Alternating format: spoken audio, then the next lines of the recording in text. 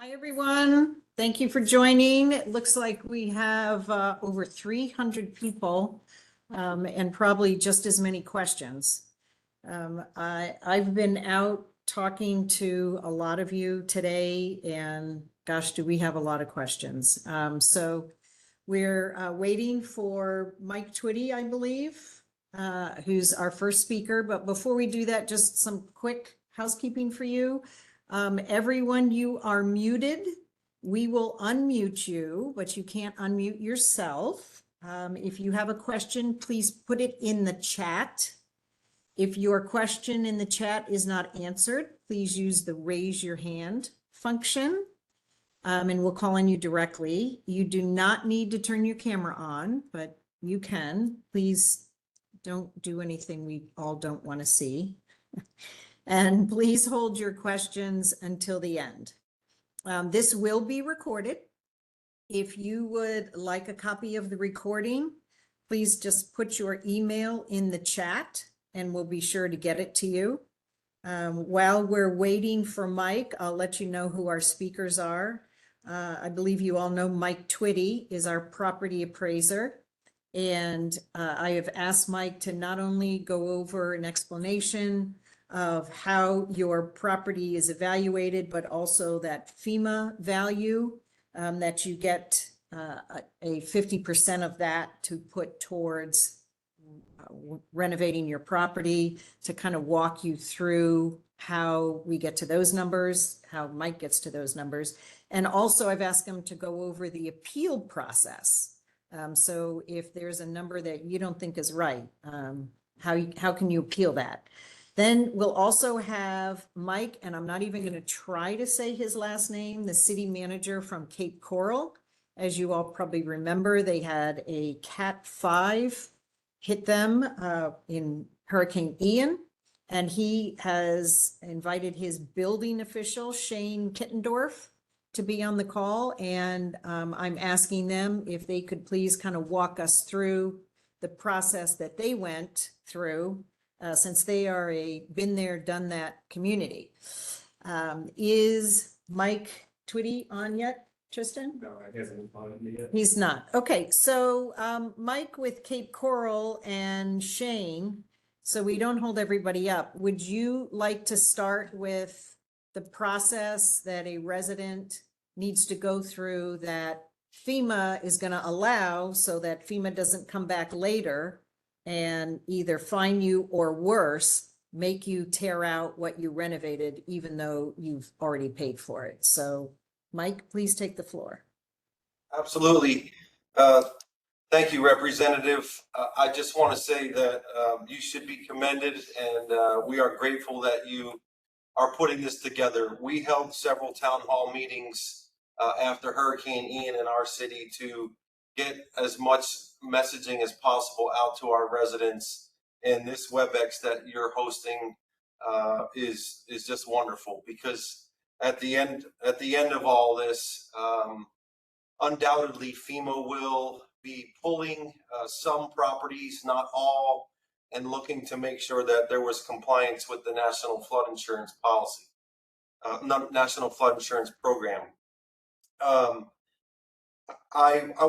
I guess I'd like to start with, what is the community rating system and why is there a 50% rule? So the 50% rule is part of the National Flood Insurance Program, and the intent of the 50% rule is to prevent owners of structures and properties from upgrading or improving or restoring or repairing properties that have been damaged greater than 50% or improved greater than 50% of the value, because the ultimate goal of the flood insurance program in the community rating system is to prevent loss. And so the whole point of the 50% rule in the community rating system and the 50% is to put a stopgap, put a check and balance in the system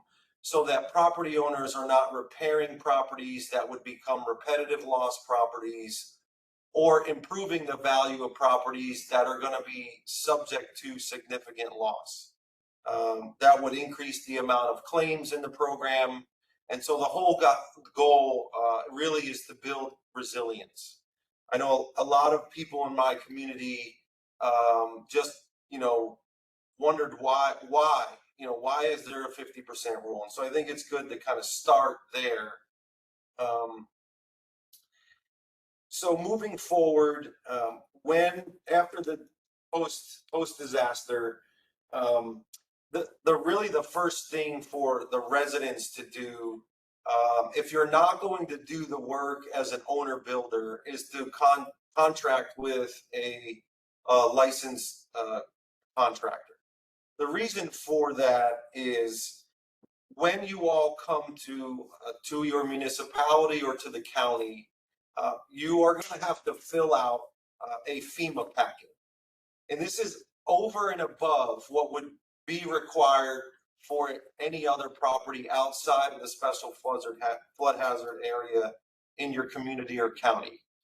And that document is the basis by which the community or county is going to determine whether or not the property is damaged beyond 50%.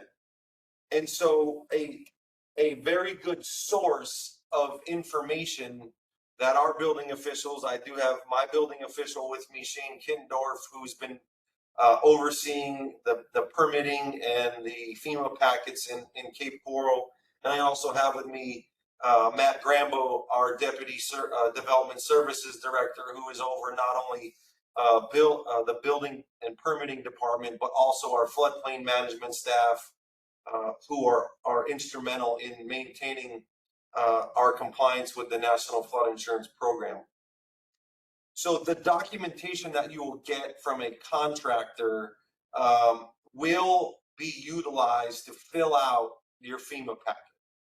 And that FEMA packet, what needs to be included in that document is the total cost to repair the structure to pre-event condition. So, and I'm going to use the contractor one, but it also applies if you're an owner builder. So let me just stick with the contractor, first. If you have a damage to a roof that was wind driven, but you also had a flood issue from flooding, what needs to be submitted in that FEMA packet is not just the roofing contract. It also needs to include all of the work that would be involved. Even if you don't have the contractor yet that you're going to use to redo your drywall or your electrical work, the flooring, that FEMA packet needs to include the total cost of the repair, because the building official and the permitting staff, when you turn that in, the first thing they have to do under the National Flood Insurance Program is perform a calculation based on the appraised value that you're going to get from your property appraiser or third party appraiser, and they'll do that calculation. If you are determined, if your structure or property is determined to be over 50%, then a hold is going to have to be placed on the property, and you will need to embark upon some type of mitigation on the structure in order to receive a permit. There are several different types of mitigation available. The most traumatic one is outright demolition or razing the structure. So you can submit as a mitigation effort to demo the property and re-permit a new build. Another option is to elevate the structure, in which we have had several property owners in the Cape who have hired a company to come in. They put steel beams under the property and they raise it out of the floodplain up to a base flood elevation, and get the structure out of the situation of possibly being a repetitive loss. And then the third option is to relocate the structure to a parcel outside of the special flood hazard area. So you can relocate that structure somewhere else, and that would be an acceptable form of mitigation. Now, if you're an owner builder and you have the means, you know, somebody, you do work, or you just you don't want to hire licensed contractors, there will be several things that you will have to submit an affidavit that you know, that is your residence. You will not rent or sell the property within a year. And then when you submit a FEMA packet, what you have to do is the same thing. You are going to have to quantify the total cost of all the different types of labor you're going to perform. So if you are going to do the roof and repair the roof, you have to put the cost of what it would take to repair that roof. If you're going to do the drywall and the tile and the flooring, you have to put that down. Even if you get the materials donated, that cost has to be included. Labor and materials have to be included. There's unfortunately no way around quantifying what the cost to rebuild is. It has to all be in there, whether you're doing it yourself and you think, hey, I could do this for free and lower the price. That would not be an acceptable FEMA packet that would move forward. The permit would be put on hold. Once the permit is reviewed, let's say you're under the 50%, the permit is reviewed, you're able to move forward with your restoration, your remodel permit. It really is not much more included there, unless in the process of remodeling or restoring, something else comes up. And so I'll give you an example that we're dealing with right now. We had a property that had 3 different permits issued on it. All of those were under the 50%. That work was all included, but the permits came at different times as the owner was able to move forward with each step of the process. Only just recently, when they went to re-energize the property, did our local electric provider notify the owner and the city that there was damage that was unseen in the meter panel. And so now they have to have electrical work done. So you can move forward with the restoration and move forward. But if something else comes up that requires another permit, you have to come back in and update that FEMA packet, and that calculation will be included with the previous permits.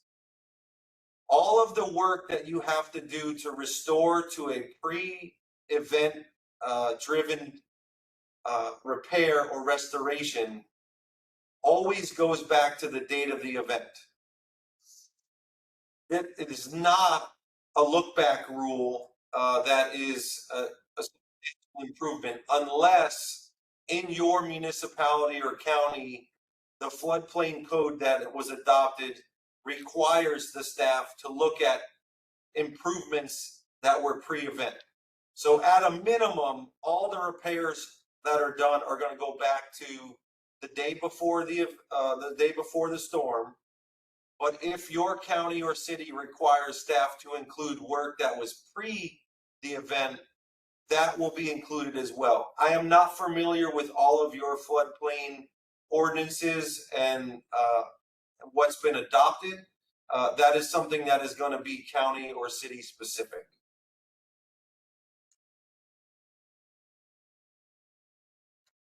I think for now, Representative Chaney, that's probably where I'd like to end. I think there might be some follow-up questions, unless you want to move over to the appraiser side of this. That is the second piece. So the work cost is one portion, the appraised value is the other. Those two combined together, that's where the calculation is done. Yeah, thank you, Mike. That was a really good explanation. I would like to move on to property appraiser Twitty and hold the questions to the end, as we've got a lot of questions and I could see we may end up never hearing from Mike Twitty. our property appraiser if we go through the questions. So if everybody wouldn't mind, please be patient. Let's hear from Mike Twitty talking to us about how your property evaluation, some of you have been getting your notice on what your property is quote worth and what your FEMA value is. So half of that you can spend. And then Mike, I've also asked if he would please tell us how you can appeal that if you disagree. So take it away, Mike Twitty. All right. Well, thank you, Linda. And sorry I had some technical glitches getting on WebEx to start with. And Michael did a great job setting the stage there and on the 50% rule. So I don't really need to explain that piece. So where the your assessor or your property appraiser at the government on the government side of the table comes into play here is we have on our website, we have what we call a FEMA letter. It's not a value produced by FEMA. It's actually just an allocation of our structure value, our land, and our extra features. Extra features would be, you know, your pool, your dock, any other site improvements. But this has to focus on the structure itself. So what we do is we take our annual January 1 assessment number, which is referred to as our just value or just market value. And we end up allocating that reconciled number across those three components. And when you look at, if you go to your parcel on the Pinellas County Property Appraiser's website, you'll see on the right-hand side, there's a little toolbox with buttons and one of them says FEMA letter. And if you open that up, you'll see that allocation under the 50% rule section. And another thing you should be aware of is depending on what jurisdiction you're in, we do have unincorporated county, city of St. Pete, and a few other cities that in their floodplain ordinances actually subscribe to a 49% rule, which they did to improve their CRS ratings. So some will utilize 49%, some will utilize 50%. However, our letter at this point, it just is calculated on 50%. So I just want to make you aware of that. We will be updating that in the future to be smarter by jurisdiction and by tax district to flip and do that math appropriately. But that is really, you know, I don't want people to get too worked up when they see that number because, again, first of all, it's almost a year old now. And it was based on mass appraisal of all the properties with all the residential properties within the county. And then it's an allocation between those components. And remember that property appraisers don't necessarily see the inside of most homes. So we don't always know all the interior condition and quality. Some people do some updating that we may not be aware of. So you're going to see a wide array of structure values. And you may have some that structure number comes up high enough that when you take your 50% of that, you will be able to accomplish the improvements necessary to repair that home under the 50% rule. In other cases, it may fall short. And when it does, you do have other avenues to go. As Michael said, when you do that FEMA flood packet and work with a GC to get that data together for your repair estimate, then you can also move towards on the value piece. If the value side needs to be increased for your scenario, you can engage an independent appraisal, state certified appraiser here in Florida. Make sure when you're vetting those appraisers that they have performed this type of work before. There's a lot that I think are going to try and jump into this, and I'm going to work. You know, I spent 26 years in the private sector as a commercial appraiser, and I did a lot of 50% rule appraisals in the past. So, and at the time I was doing them, there were very few people that actually knew how to do them. So there's terminology that's involved in that realm that is not involved in the rest of the appraisal sector. So make sure you're talking to them. Make sure they've actually worked within your respective jurisdiction. And I would look for checklists. If you're within Pinellas County on their Pinellas.gov website, if you go in there and then pull up their substantial damage page, you will see information there, and they'll have a link to their appraisal checklist. So that is the approval checklist that building officials and floodplain managers will use to actually approve those outside appraisals. So make sure your appraiser is familiar with these checklists that are out there. I know City of Treasure Island has their own. Some of the other jurisdictions have their own, and some of them lean on the county's checklist. But as a default, I would start with grabbing that county checklist and starting there. That will prevent a lot of swords from being crossed between appraisers and building officials, and may help smooth that process out and make it a lot more efficient. And we have a lot of great appraisers throughout the Tampa Bay area that are more than capable of performing this work. I just want to make sure they have those resources out front, and we'll be posting those on our website as well with those links so that they can grab those checklists. So, and if they get that work done, and if those appraisals are approved, then obviously no harm, no foul. They're able to accomplish that within the reevaluation period and not even have to go into a formal appeal. The county is looking at an appeal process that actually would be another potential bite at the apple, which may involve appraisal magistrates. We literally just had a conversation about that today. It's not in place yet, but that will be we talked about wanting to give our citizens multiple avenues to go through this process. So that kind of sums up that portion of the appraisal process. There are some other things that I actually have some good news to share as well about. There's a partial tax rebate people can apply for that have been storm impacted. And one of the questions I'm getting a lot is we are getting a lot of our citizens that do want to elevate, and they're interested in going up. They've flooded multiple times. They feel like now's the time. They still love the area, and they want to hang around. They want to go up, but they're worried about what's going to happen to their taxes. They're worried that they're going to get treated as new construction. So I have good news there. So there is a provision in Florida law. We call it the calamity provision. It allows a home that has been impacted by a catastrophe, flood, fire, wind, what have you, to be either elevated. You can elevate that existing home, or you can knock it down and rebuild. You will not be treated as new construction as long as you don't exceed 110% of the original square footage. So as long as you stay within that. So if you took a typical, say a 2,000 square foot at grade home and rebuilt, if you put it up on piles, you're really not going to have any tax impact or any tax increase. If you enclose that lower level, so now you have a 2,000 square foot garage, utility, and entry, that is going to add additional square footage. That's obviously going to break the 110%. However, that is valued at a much, much lower rate than the space that's up in the air now. So it would not have a huge impact on the overall assessment and tax bill on that property.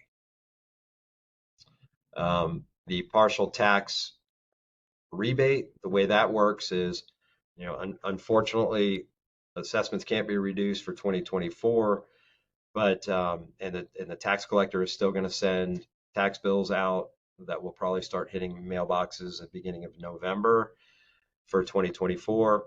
However, if you were displaced because your home was uninhabitable for 30 days or more in 2024, and if you're out all the way to year end, so that's going to be roughly 3 months, about a quarter of the year, you'll get a prorated refund back from the tax collector in early 2025. There's an application on our website. So that process starts through our office at the property appraiser's office. You make application. I would encourage people right now just to wait. You've got a lot going on. You don't need to rush this. It runs on the number of days that you're going to be out of there. If you're going to be out through the end of the year, as I know many people are that were severely impacted, you can just note that, and you can go ahead and send it in now. And then we'll probably follow up with you, around January 1, just to make sure. but you can submit that. Now, I will let you know, it is not against the entire property value or property tax amount, because you remember your property is comprised of land and improvements. So it is only the improvement portion that you get the rebate back on for the 25% of the year. So those days to do the calculation are on our website as well for the various storms that have occurred this year. So you know how many days from the event to the end of the year. We'll do that calculation for you all. So that's how that one works. And then if people need to report to us, that we have a self-reporting tool on our website too. That's a storm survey that lets us know. As you get towards January 1, it's good for us to know what the state of your property is at that point, because if you are still severely storm damaged, we will make appropriate adjustments for January 1, so that then in 2025, your tax bill may be adjusted downward potentially because of those impacts. Okay. Okay, thank you, Mike. Are you done? I think so, unless obviously I know we're going to have a bunch of questions, but I think. Yeah, we have a lot of questions, but first I wanted, we have kind of a pop-in speaker, Cindy Hayden, who has some experience with a private appraisal. And so Cindy was going to just briefly share her experience, and then we'll go to Q&A. So Cindy, are you there? She might be having a hard time unmuting herself.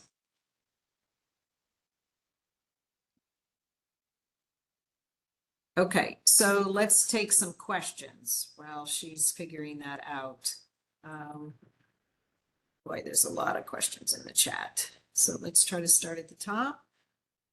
And whomever of the speakers feels they can address the question best, please just jump in.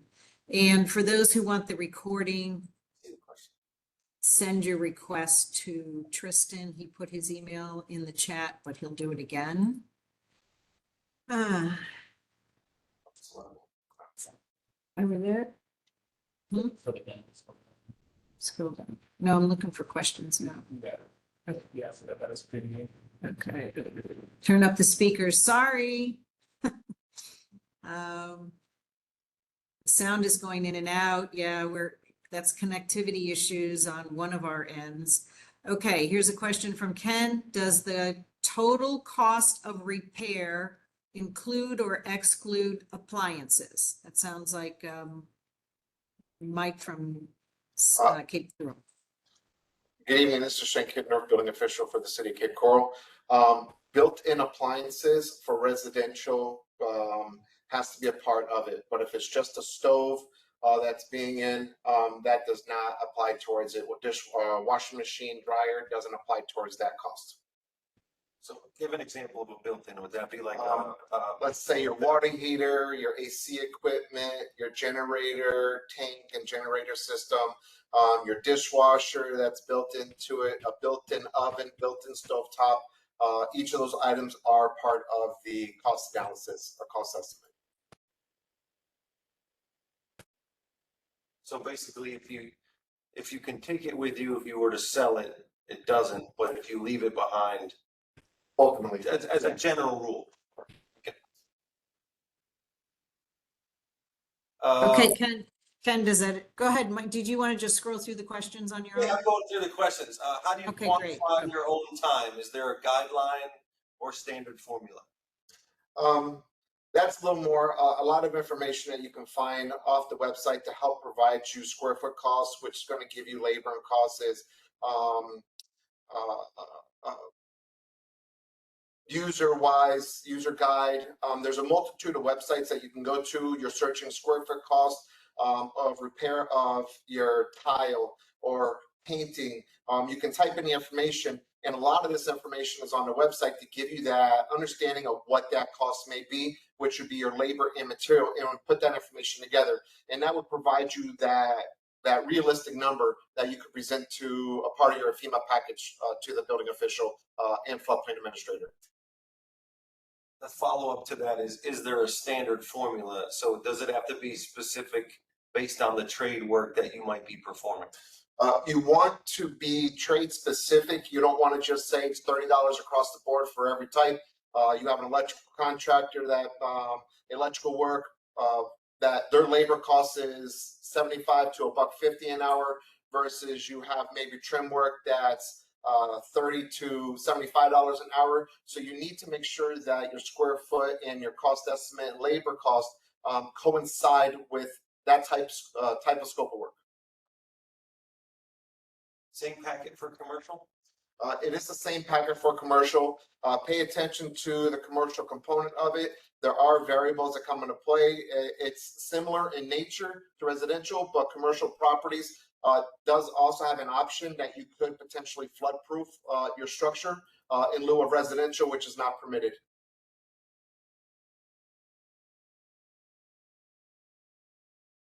What is the time limit or deadline to submit a FEMA packet? I'll answer that one. So we literally have residents in Cape Coral and businesses that have not even started their restoration from September of 2022 because for one reason or another, they are either fighting their insurance company with an adjuster. They're trying to sell the property as basically a rebuild and not doing any repair and maybe asking too much for it. So the time to submit the FEMA packet is really before you do any work. And that is going to be an individual circumstance based on your own decisions that you're making on what and when to do on the property. We had some that came in and submitted right away because they wanted to get a new roof on the structure, but then held off on anything else until they got some insurance money flowing. So all of those decisions on timing are going to be individualized, but before the permit, before the work commences. And I'll add to what Mike had just said. Your local governments, your county or your municipality will be out doing substantial damage inspections and trying to gather some initial information on the scope of the damage from the storm. And the reason for that is to help you out. It's very common when you get your initial contractor for your initial repair, that may be limited in scope in the permit that that you've applied for. You know, whether it be a new AC unit or a new roof. If you're over 50% damaged, you shouldn't be doing any type of repairs to the property because there's a risk that your property will be deemed substantially damaged, and you may lose some of your investment in the repairs. So one thing to do is to reach out to your local community, discuss the scope of the damage to your property, just so if your property is declared substantially damaged, that isn't caught after you've already made some investment in the repairs to the property. Where does one obtain a FEMA packet? In our community, we have it available online in a Hurricane Ian website, but they're also available at the permitting counter. Residents can send emails and obtain a copy.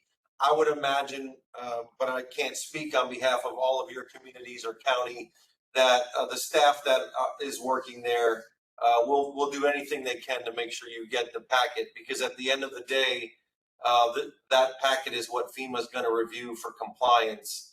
And so that's what really starts the analysis. So I'm sure there'll be many different ways for you to get that from your community, whether it be a phone call, email, website, or just going down in person.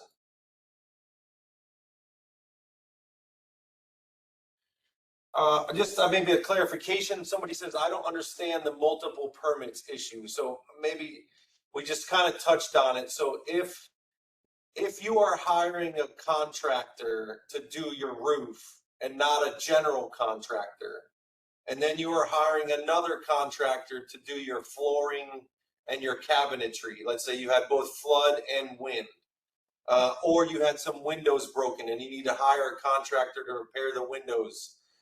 all of those permits, and some of them may not need a permit. Let's say it's just, well, soffit and fascia now need a permit, right? Used to not need it. But some work may not need a permit. You may self-perform painting where the other things that you need to do to restore do need a permit. All of those individual values and all of those individual estimates of the cost of repair all need to be included in your FEMA packet, even if you're not pulling all of the permits at once.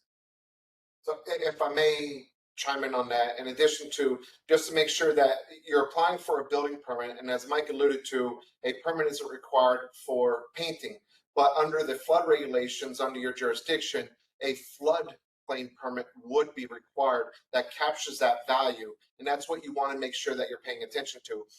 It is critical that you pay attention to your special flood hazard area ordinance definitions. In Pinellas County, they do have a rolling 1-year look back, and that's for repairs and any type of upgrades to your home. So all those values add up. So even pre-storm, any work that you've done to that home comes into that factor of valuation when it's being reviewed for compliance. So that look back factor does come into play in Pinellas County under definitions.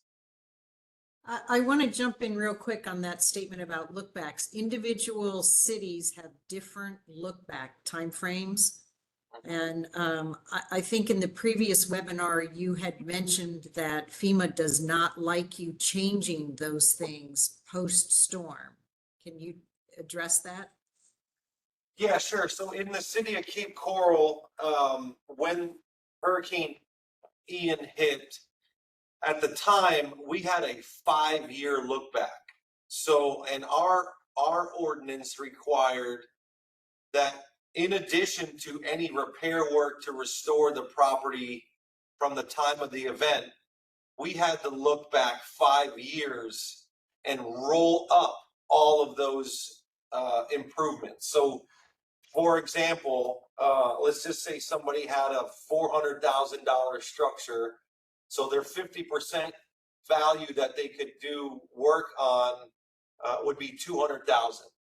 If they had performed wind mitigation in the years preceding the flood, put a metal roof on, put impact resistant windows and doors, a new garage that was hurricane rated and panels, they may have already consumed 100,000 of the 200,000 available.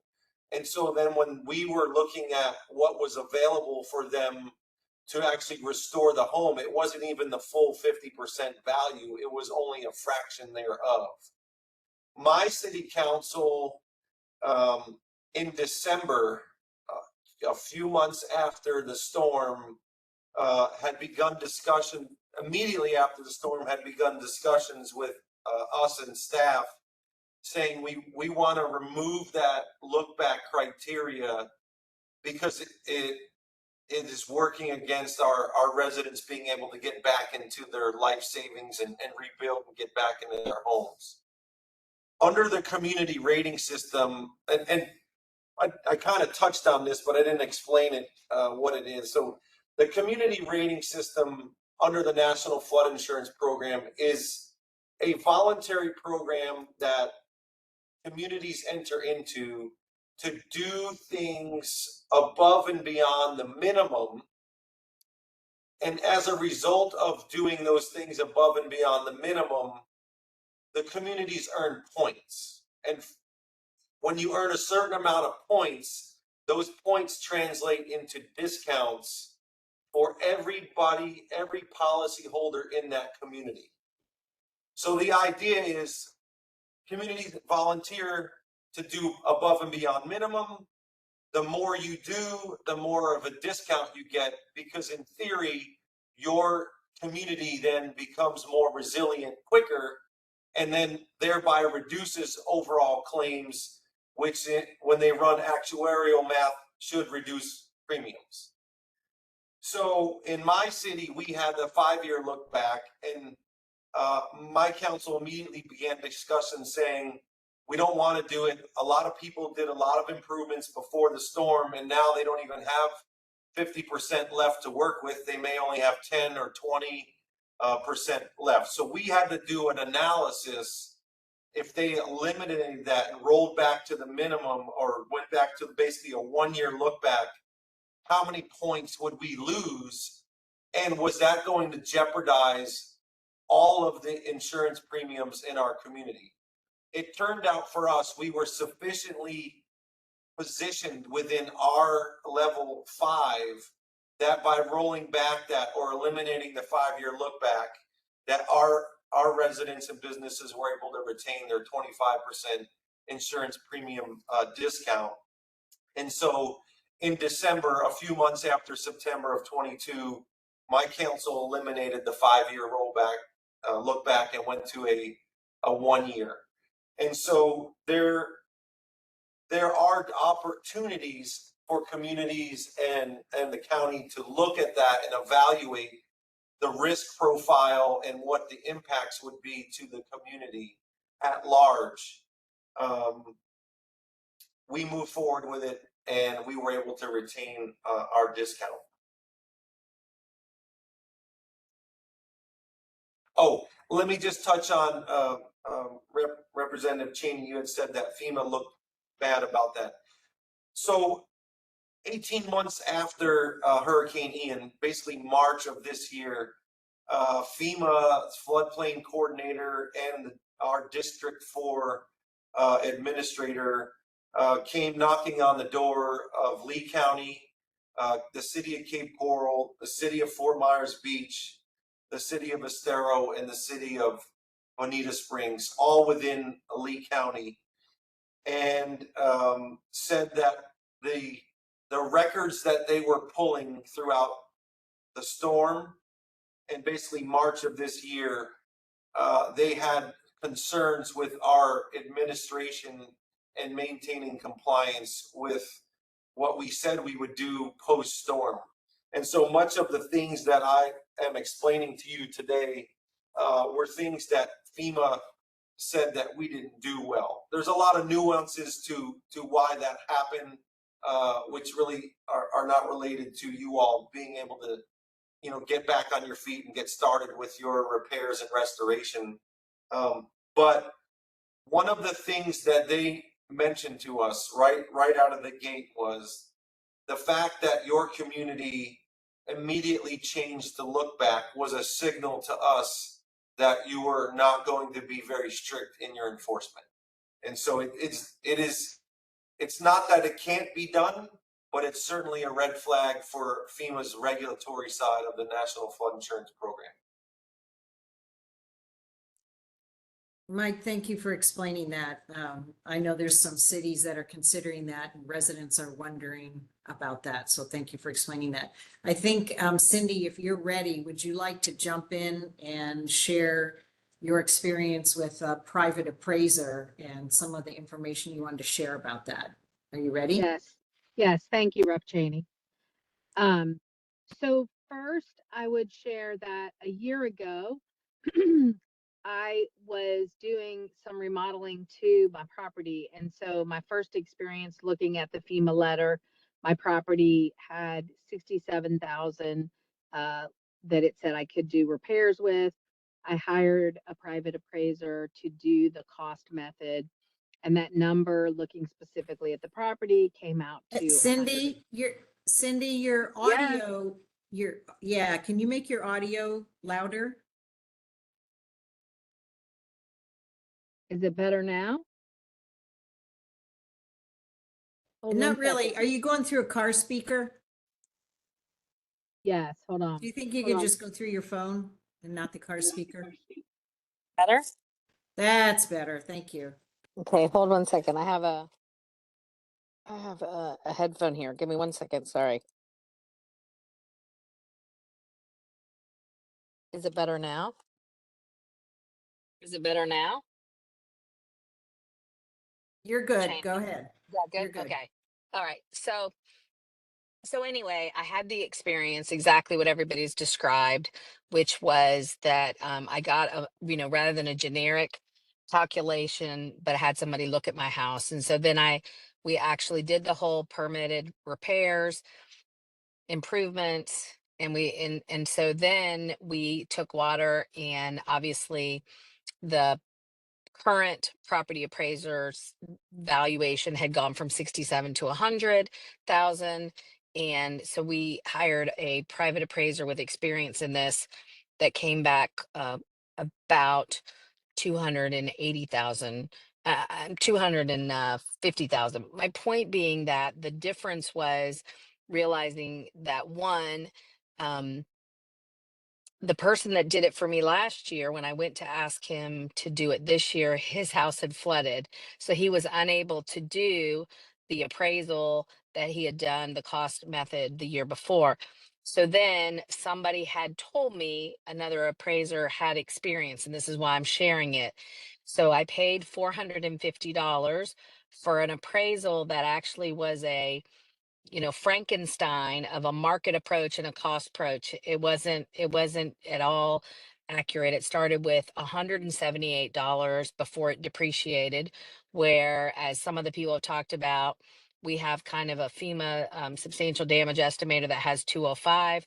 The pre-renovation number was 208. So it was just way out of line. So I did some research to try to find, and we heard these conversations today, that finding people with experience in doing the FEMA cost appraisals.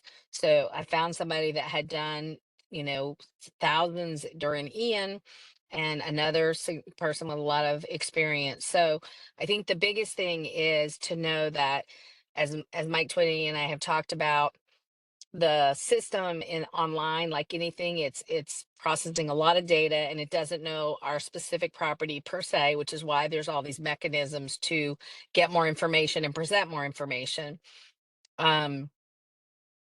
And also just to understand that we have lots of appraisers in Pinellas County. That does not mean that they're experienced in what I was gonna need to submit my package and work with the city to move forward. So I'm also finding that those appraisals typically are in the 600 to 800 range, because again, it's a different level of detail that has to be done in a specific format. So I'm just sharing that because, again, cheaper isn't necessarily better in this situation. It's really finding out, as Mike Twitty said, the checklist. Are they covering all that? Is it going to be something that's going to serve you when you go to the city? So I did just want to share that I had the bad experience of paying somebody and not getting what would have been helpful at a time when I'm sitting here trying to move forward. And then I did find two sources so far of people that do have experience to be able to recommend those to our clients and friends. And I can answer any other questions, but that was, I think, what Rep Chaney, you wanted me to share, right? Yes, Cindy, that's good. So let's get back to the Q&A. Thank you, Cindy.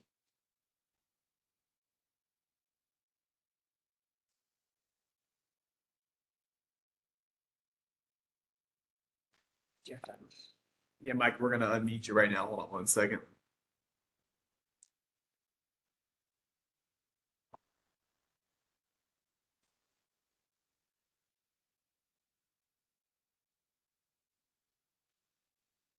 Thank you very much.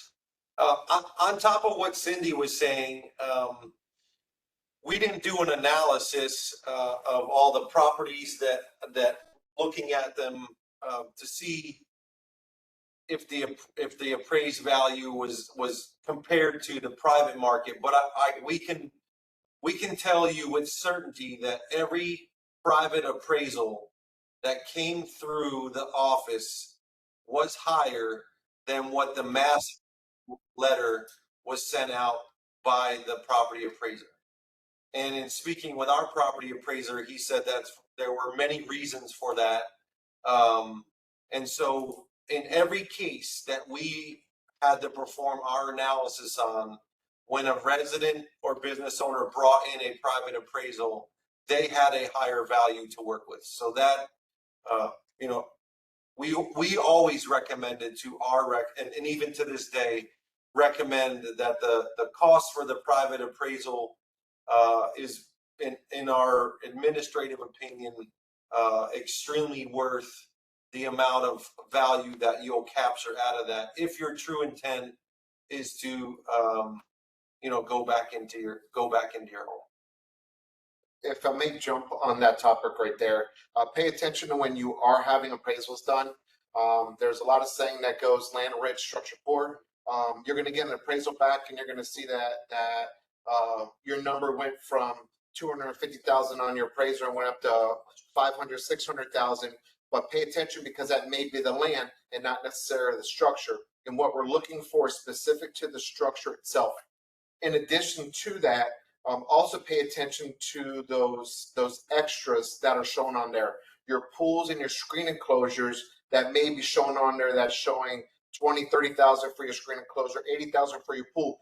Those do not count towards that appraisal. Again, we're specifically looking at the structure itself when we're looking for the private appraisal. And yes, what we have seen, all the appraisals, and I would suggest anybody and everybody that if you're looking at based on a property appraiser, please go out and get a private appraisal done to try to assist in bringing your number a little higher, to try to help not trigger that 50%, if at all possible.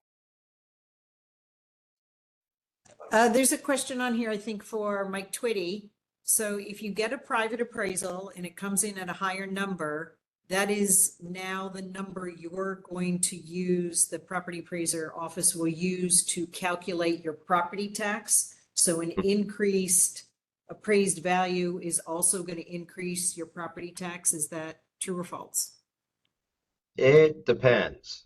So, and the reason I say that is most of the time we do not even see them. They're going to the building officials. In this case, because there are so many, and we are doing some support roles and working with them, we may see some of those. However, in most cases, if you're a homesteader and you've made those changes within your four walls, it's going to be protected under your Save Our Homes cap anyway. So it's really not going to affect your taxes. So it really behooves you to let us see those, to be honest with you, because then we can actually adjust your just value.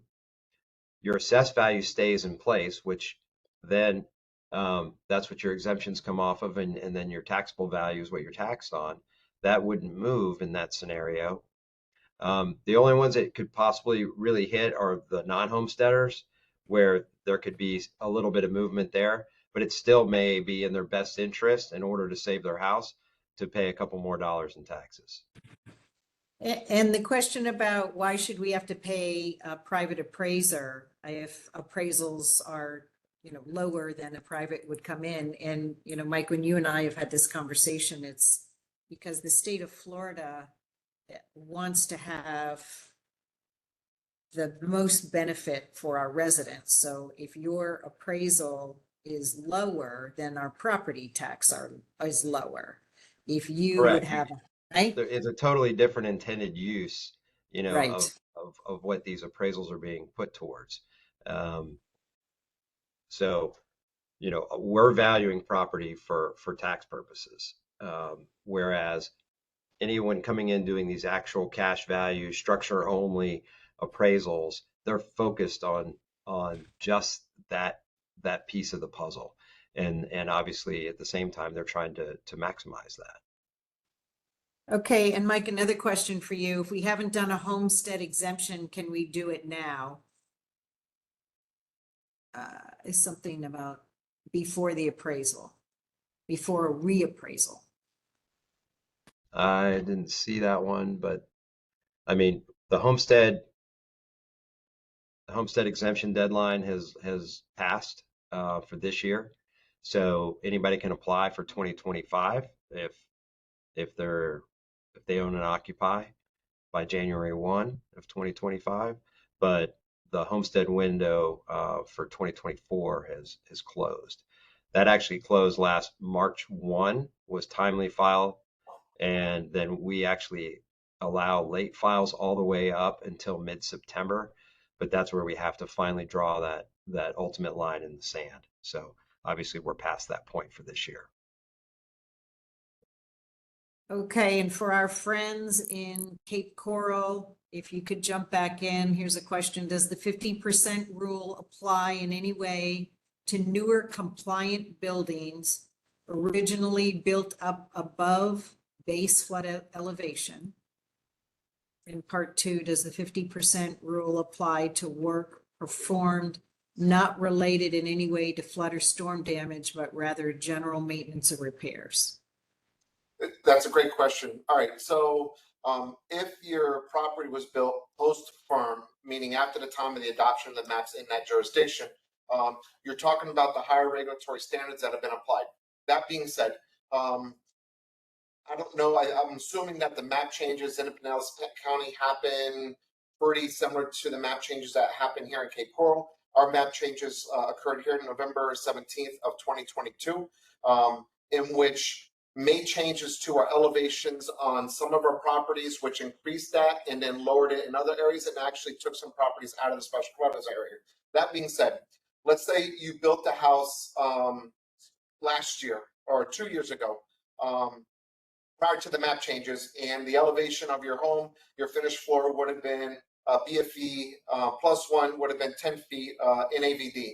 The map came in, the map changes came in, and it now changed your minimum elevation to 10 feet, which your minimum regulations would be 10 feet plus 1 foot, which now have to be 11 feet.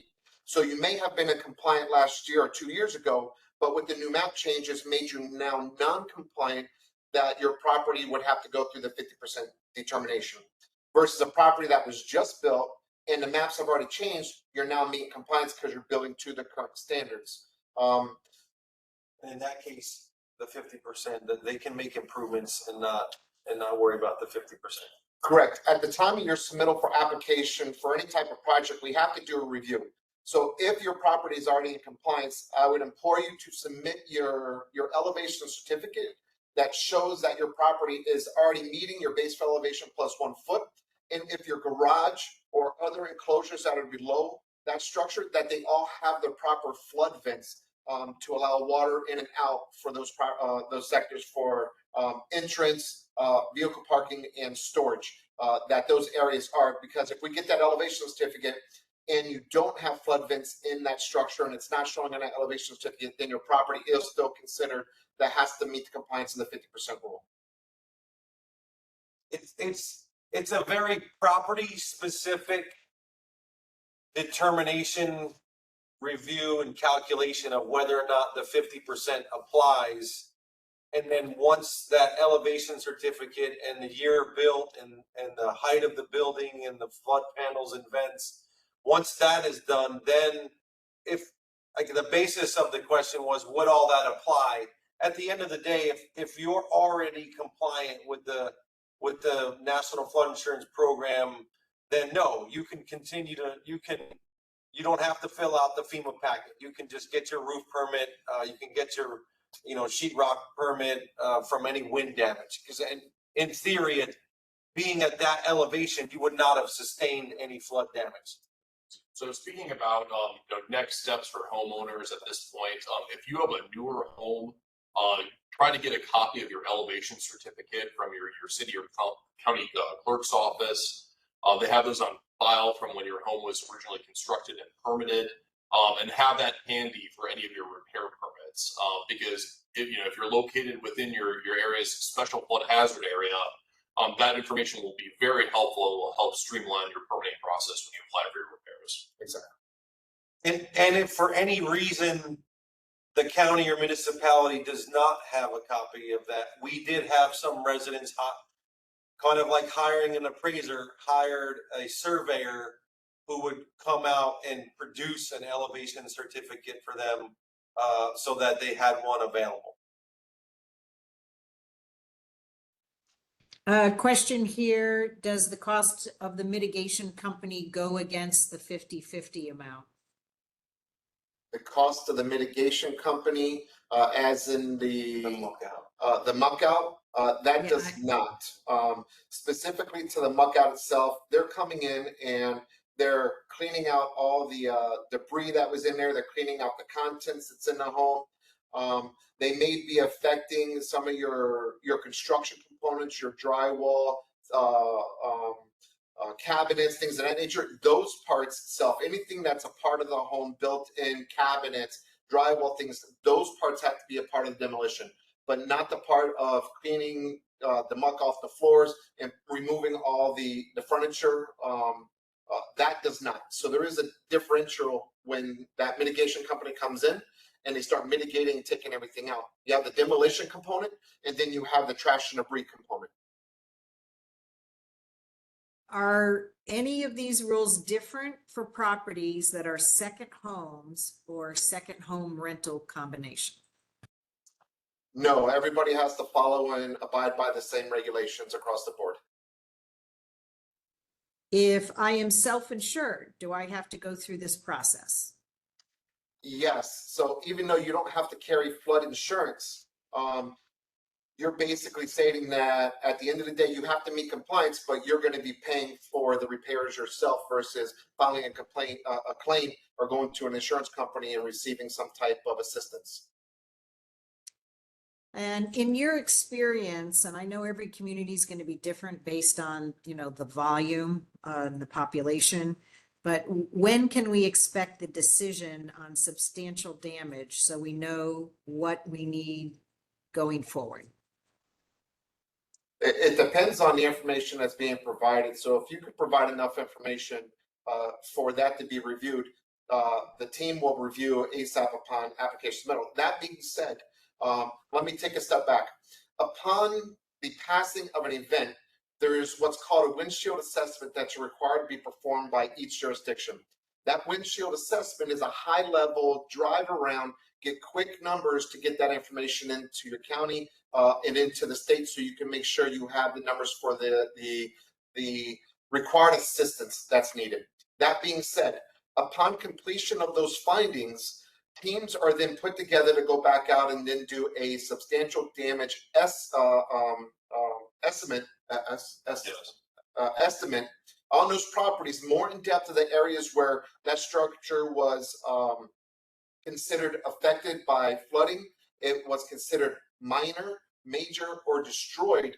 And so based on these findings from that windshield assessment, task force are put back in action, and they go back out following that storm event, and they should be proactively, and this is critical that this is followed by FEMA guidelines, that they proactively get out in that field and start going that door to door and assessing each of those properties systematically, because at the end of the day, when you come and apply for permits, they then have that data to assist you in advance to know, yeah, your home was adversely affected based on the numbers that we're seeing. Our estimate says, hey, you would have been over 50% of that value.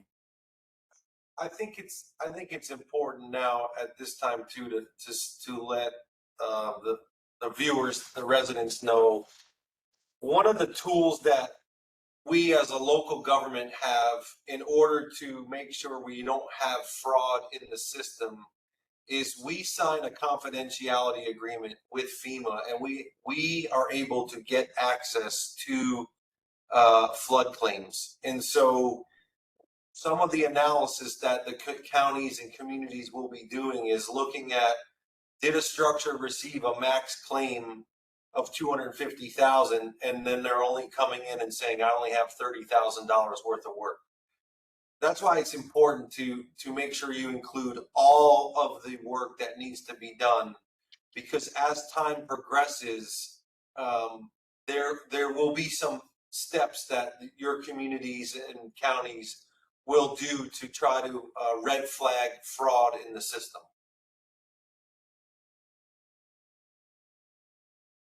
If you build a new structure and the garage level is enclosed but unimproved, is that excluded from the 110% rule? I think that's for our property appraiser.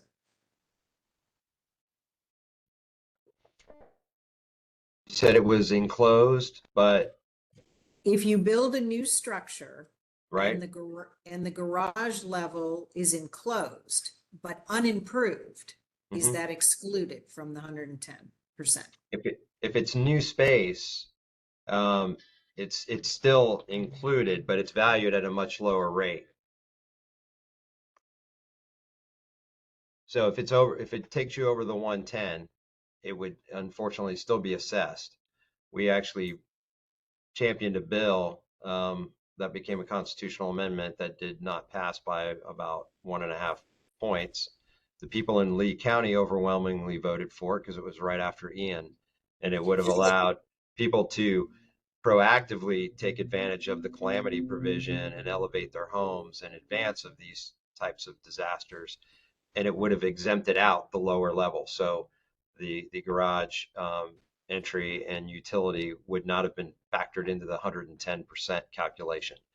However, that is not the current law of the land. So as of right now, if it is an enclosure, it would, and it breaks the 110, it would be factored in. Mike, we're gonna have to try it again. Yes, and Linda was the one that was willing to go to battle and carry that. So We'll try again.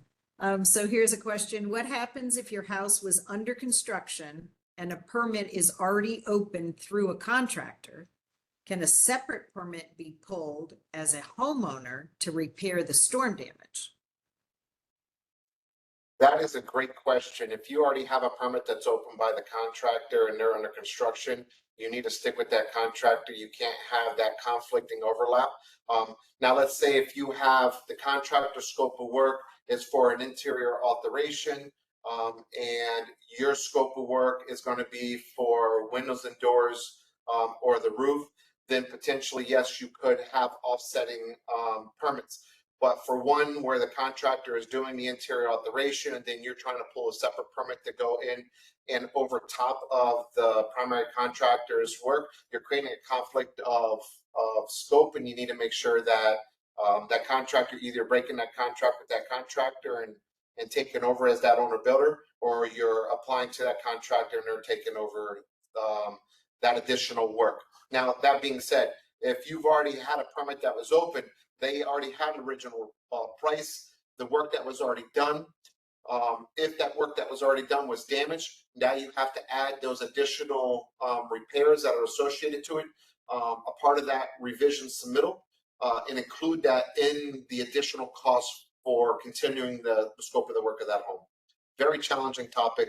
This is actually a big topic that we've been dealing with FEMA right now, is that we have people that are under construction with Ian components. They still have an open permit, but now you had Helene and Milton come back to back and cause additional. And the question across the board right now is, how do you apply that information? And FEMA themselves have been in discussions and further discussions to occur on that topic with them. But right now they were talking that if you have that, it's additional too. So if you're almost done with the project, all that work that was done was redamaged, you now have to add all those values into that additional work. I have a rental in the rear, separated address. Does this have its own 50% rule? No, it's the entire structure. So with that rental being in a rear part of the main structure, you take the overall structure value. So you would take for that rental, because it's a part of that primary, and then that primary, all value comes together. I'd like to jump in there too, because that dovetails in well with condominiums, because I think I saw that in the thread over here in the chat. People were asking how the 50% rule affects a condominium building. So in that case, it's you have to value the entire building. So it's that entire structure, even though generally just the ground level units are the ones impacted. That 50% rule calculation runs off the entire structure. And then it's prorated for each unit, Mike? Well, yeah. So generally, I would imagine they do it based on, and I'm not a building official, so the gentleman in Lee County can probably answer it better because they had to deal with it. But I suspect you prorate it based on the square footage. Correct. And that's a huge undertaking. When we have a multi-unit condo, we need the association usually takes control or takes the ball and then get an appraisal of the entire building. And that appraiser actually will stipulate on there that this is for all 8 units. And then what we would do is we would take that overall square footage, we would then divide it over that number, and then we would multiply it to each of those units. And then we would look at those factors as we're moving in. As Mike mentioned, Usually the bottom units are the ones that are affected, but you could have, let's say the roof was torn off and you had inundation of water intrusion into the apartments above. You could have a 3-story complex where the wind damage came and broke multiple windows and affected that second floor. And that's where you're coming in and having to look at the entire building and then all those units. So each person, as they come in and pull permits, we're looking at all those permits that are coming in. And it's very challenging, as you would have one unit pull a permit for their repairs, they get it done, and then the next one will pull a permit, the next one will pull a permit, and hope at the end of all these permits that are coming in with that large scale that the overall essence of repairs does not trigger that 50%. It's definitely coordinating and communicating with your association and trying to make sure that everybody's on the same page as you start repairing the condos. And Right. Charlie, Plus, if there's a look back period in that jurisdiction, those prior improvements could be factored in as well and count against. Correct. It's really important for anyone on the call who is a condo owner, member of a condo association, to work with your association to get a private appraisal for the structural value of the entire building. That's a great step to be doing right about now, and will save a lot of heartburn down the road as all the different condo owners, especially on the first floor, start the repair process. And I'll throw in, because of the number of units in those buildings, it's usually going to trigger the necessity for a commercial appraiser. So they're going to need to be state certified general.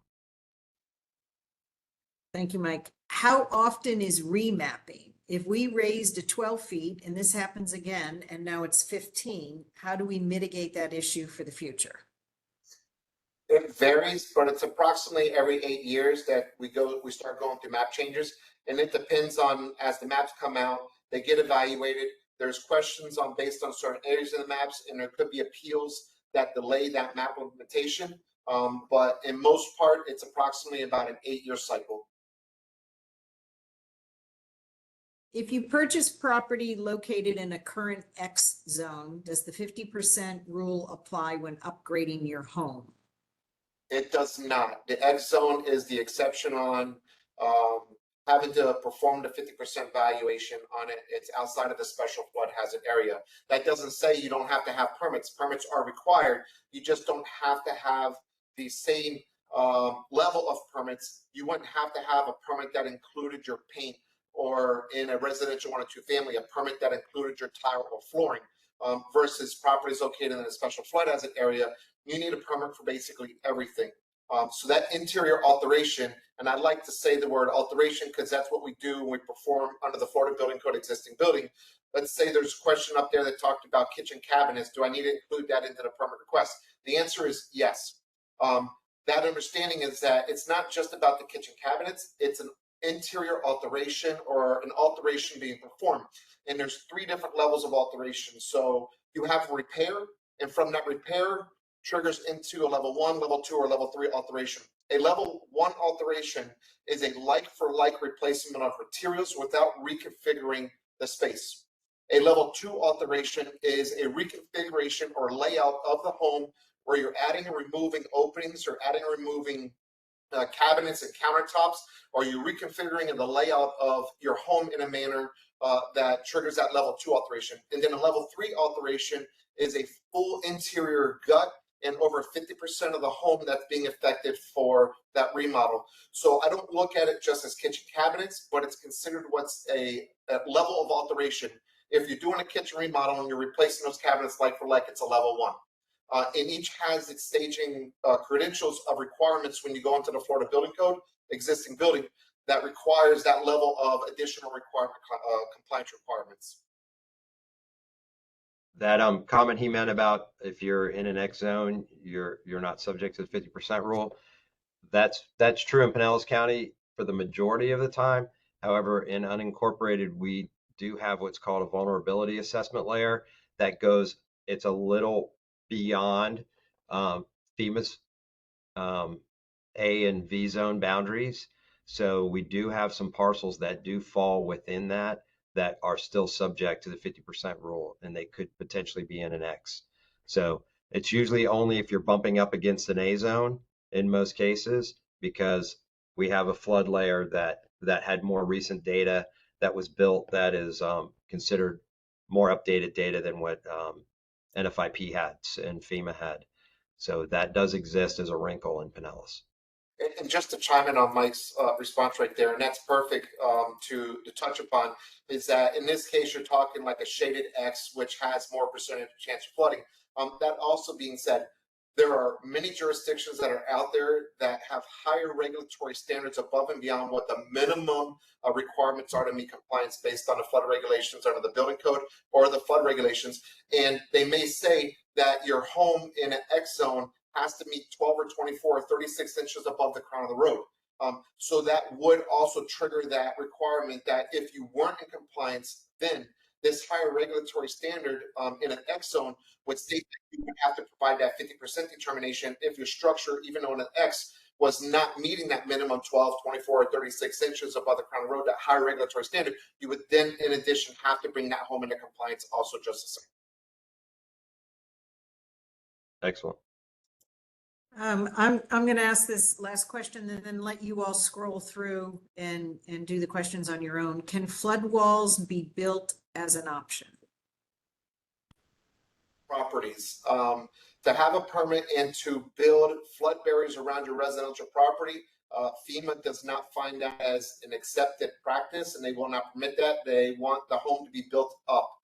There was a couple videos just recently that surfaced where there was a lineman that was out there. He put a flood dam around his home to try to protect it. The flood water statement is still affected. His home is technically still affected as of today. So they look at you raising your home and bringing your home into compliance versus trying to build flood-proofing barriers around it.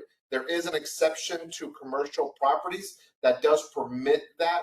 But at the same time, you want to pay attention that even though a commercial property opts to be below the base elevation and they want to do flood barriers, dry flood proofing, that if you do not install those flood barriers during that storm event and your property is adversely affected, you will not be permitted to apply for flood insurance or coverage for such because you failed to do that compliance. And then each jurisdiction wants to pay attention to that. If you permit that, you have to put in place regulatory standards to follow up if somebody fails to install those barriers accordingly.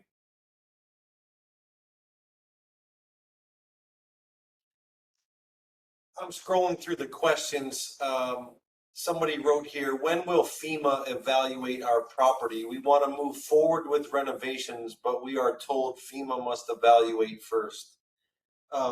That's not accurate. There's a lot of information that flows, and there's a lot of people who try to understand, and so they're doing web research. And so what actually is required is that your individual city or county that you're in has to do the inspection.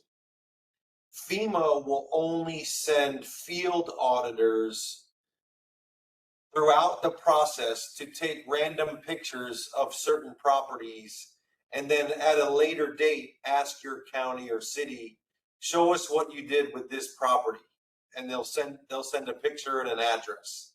And then your city or county have to then justify, okay, this is the substantial damage estimate that we performed. Here's the pictures we had. The roof was fine. It was just 2 feet of flood waters. So that all of that work is a responsibility of your county or your city. FEMA is not coming to do any inspections on your property.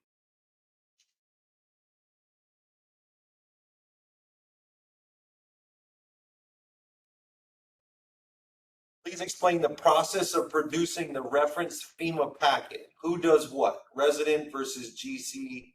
What needs to be included? I think if you go to we checked before we came on the webinar, we looked at Pinellas County, just type in Pinellas County FEMA permitting packet, and it'll pop up, and it will show you all of the construction elements that need to be included if there was damage. And if you have a GC or a contractor that is going to be doing the work for you, they can give you the information you need for that to be complete. if you are doing an owner builder, then you'll need to use some external reference. I did see in the chat earlier up in the top, somebody did post, I think a website or something that that was used elsewhere.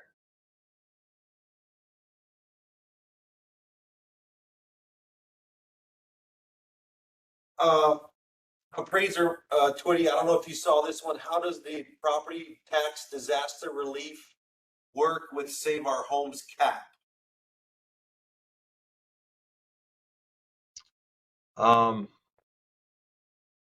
Well, the Save Our Homes cap stays in place. So, even if somebody is displaced from their home, they're not in jeopardy of losing their homestead unless they go and file for one somewhere else. So you can actually, if you elect to elevate your home or demo and rebuild, you actually have 5 years from this coming January 1 to essentially pull a permit to start the process. So you have a 5-year window to work with, just to even get going. And we know a lot of people are going to essentially be trying to get temporary occupancy permits to kind of, camp in their own homes that are damaged during some of that time, and they're going to be trying to work through the arduous grant process and look for other assistance. Hopefully the hurricane assistance fund at the state level will get a bunch more dollars put into it. We do fortunately have a senator here from Pinellas that is appropriations chair this year, so hopefully that will be helpful to our citizens as well. So we do have some things in our favor there, but your homestead won't be in jeopardy.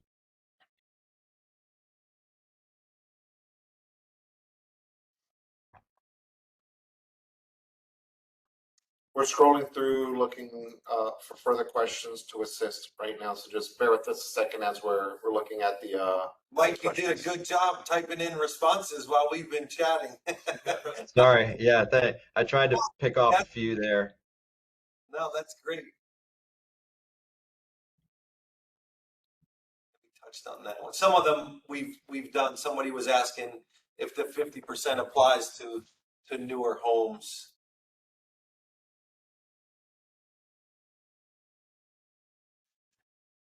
Somebody saying here at the meeting on Monday at City Hall, the mayor stated roof repairs would not be part of the 50% because they would be probably so minor. Any repairs that are to that structure, you need to include evaluation to such. FEMA is critical in that understanding. So as the arm of the federal regulations and the NFIP program and flood, it's imperative that we capture all the data. So if they ever do an audit, we can come back and say, hey, yes, we captured all the data essential to that structure, making sure that everything was provided as we went through the permitting process. This one says, as an electrical contractor, do we provide our estimate to the homeowners so they can use it to receive a permit, or do we handle the permitting process for them? If you're doing the permitting for the homeowner, when you go to pull, let's say, your electrical permit, that FEMA packet's going to have to be part of your electrical permit application. Now that's working hand in hand as the electrical contractor. If there is an electrical contractor, any contractor that's out there telling the owner to pull as an owner builder and not allow where they're not responsible as the licensed professional, I would tell any homeowner out there, do not go with that individual.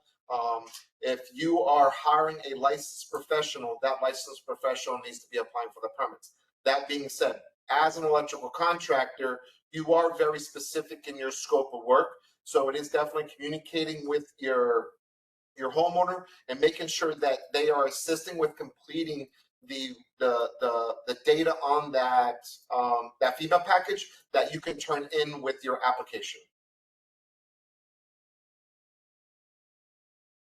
If you know you're below 50%, when can you start renovating?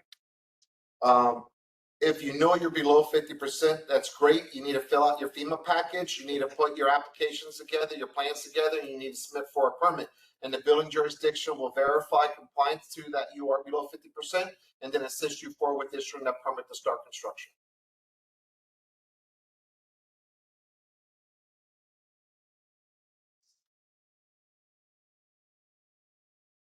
There's a question here. Is there an exhaustive list of what repair and replacement costs count or don't count towards the 50% FEMA improvements? If you go to that in your county, the Pinellas County FEMA packet, I think when you look at it, I think it's like 3 pages. It's exhaustive. Like it has all the different internal, external roofing, structural, anything that needs to go in there, and you can look at that. So It's for somebody who's not in the construction world or development world. I would suggest to brace yourself, because when you look at it, it's extensive, and so it might rattle you a little bit to say, how do I even begin filling this out? to assist with that understanding, FEMA has a book. It's called the FEMA P758 manual. That FEMA P758 manual talks about substantial improvements, substantial damages.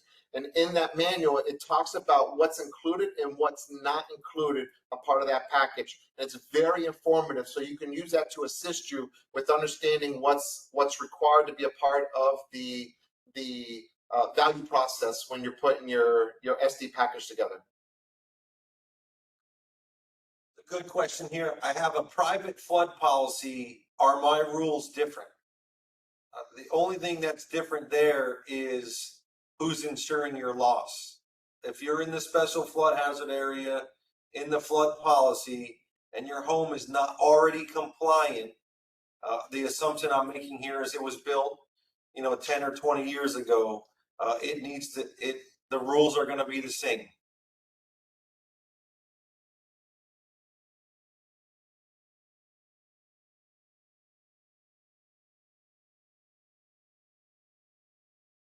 Question, you mentioned floodplain codes does not have to include improvements that were made.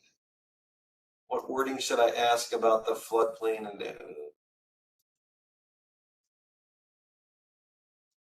does not have to include improvements that were made?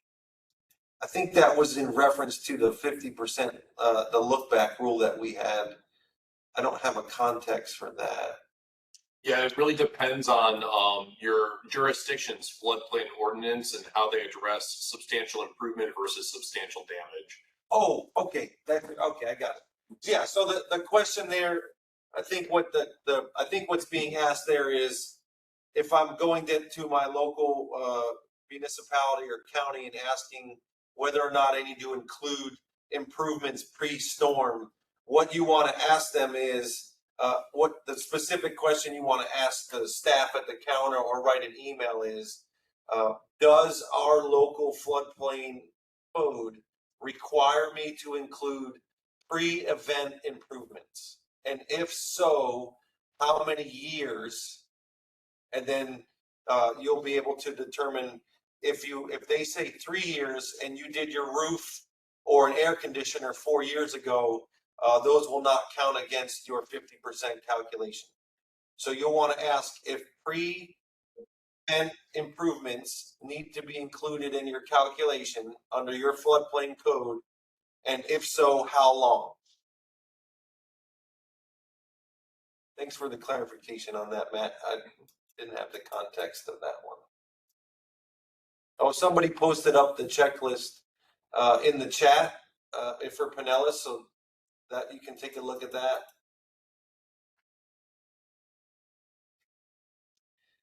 Somebody's saying, Shane, that maybe something you said might be inaccurate, that a hot water tank and the AC do not count towards your 50%. I can tell you, Shane, is not inaccurate. Not at all. FEMA actually came into our city and we had to prove with pictures that the AC was not replaced. And if it was, they were written up as an illegal, unpermitted work. And there's a code case on that property for failing to submit a complete FEMA packet and doing unpermitted work that was required by Florida Building Code. And if you look into that, if you go into the Florida Building Code existing building, and you want to research the replacement of of AC units that are located in a special flood hazard area. It's going to actually give you new language that's irrelevant of whether or not a 50% rule has been determined.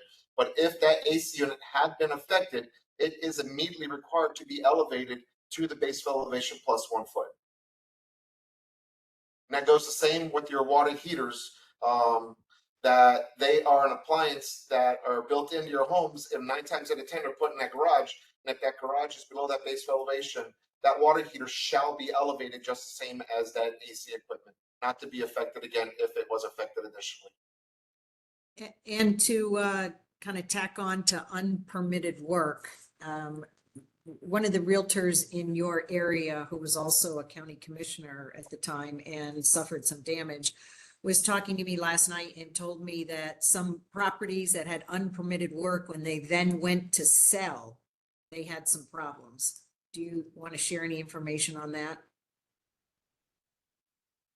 Trying to sell a property with unpermitted work?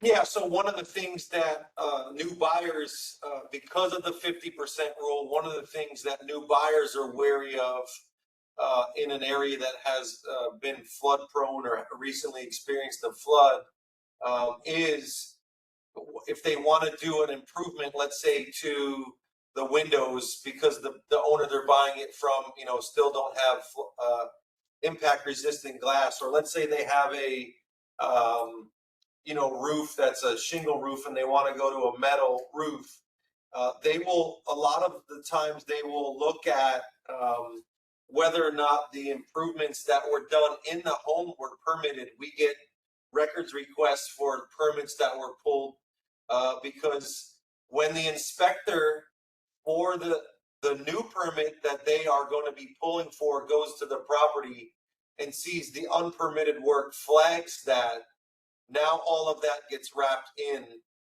So that's one kind of cause and effect from unpermitted work. It could hurt downstream, and then you may wind up in a litigation element with undisclosed unpermitted work if you didn't disclose that in your closing documents. The other thing that we saw is that people were trying to get insurance. And so the insurance company would come to do like the 5-point inspection of the hot water heater, the air conditioner, the roof, the garage, you know, whatever.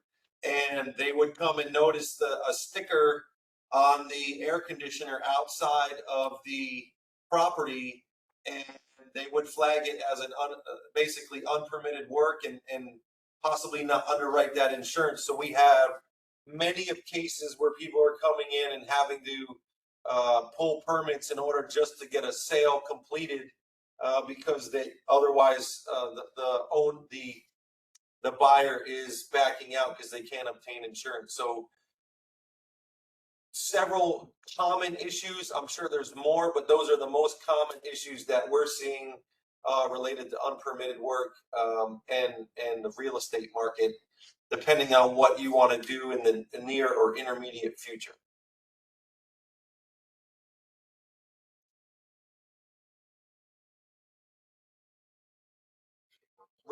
Representative Chaney, I think that's about the time that we have. I know there's many more questions. I don't know what you'd like to do at this juncture. Thoughts? Well, I certainly appreciate all the time that you gave us this time and the previous webinar and all of my phone calls that you've responded to. So I'm not going to ask you to spend any more time with us. If there's some unanswered questions, or if you would like the recording, if you would please email your request to Tristan, and he's going to put his email address in the chat one more time.